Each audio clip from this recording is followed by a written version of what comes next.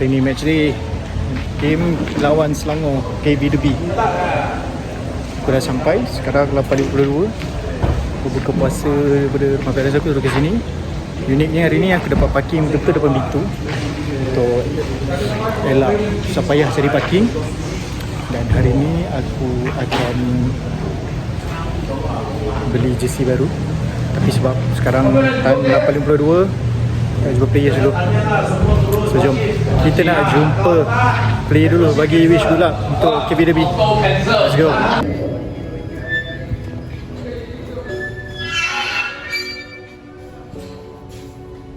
So minggu lepas dah sempat nak turun game Melaka. So hari ni kita ke Ceras, ke Klang Valley Derby, Selangor.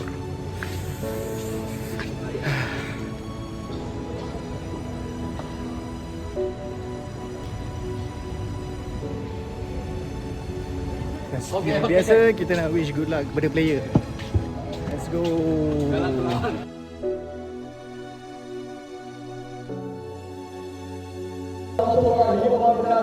Happy birthday, Captain. Let's go. All the best.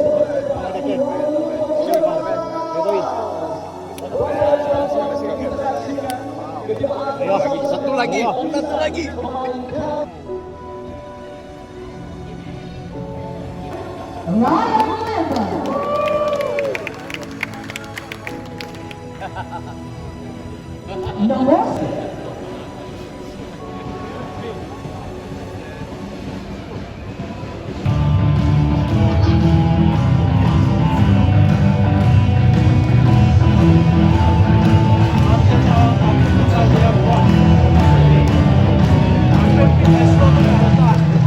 Okay, start.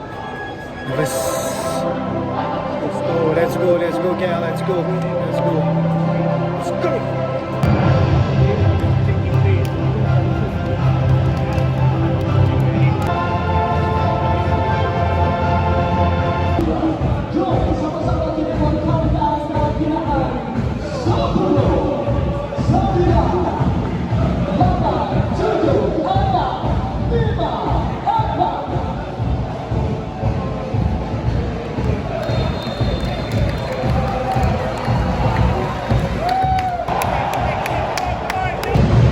Ini perlawanan yang paling aku suka nak tengok, especially live.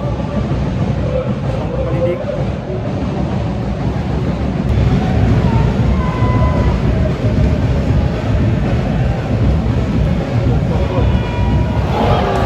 Come on!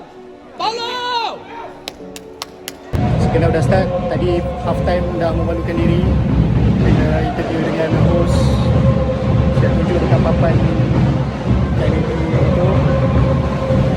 ucapan birthday semua cakap. So now second half, kita tengok hopefully ada something.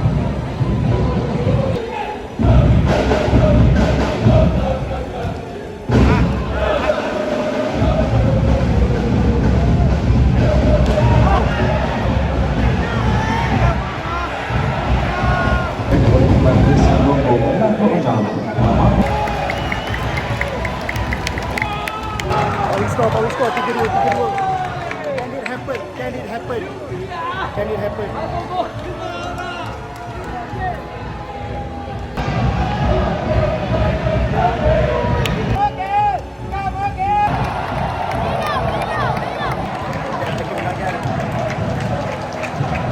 Gol yang boleh lebih elakkan sebenarnya. Fine lah balik, kita kejar lagi 3-2.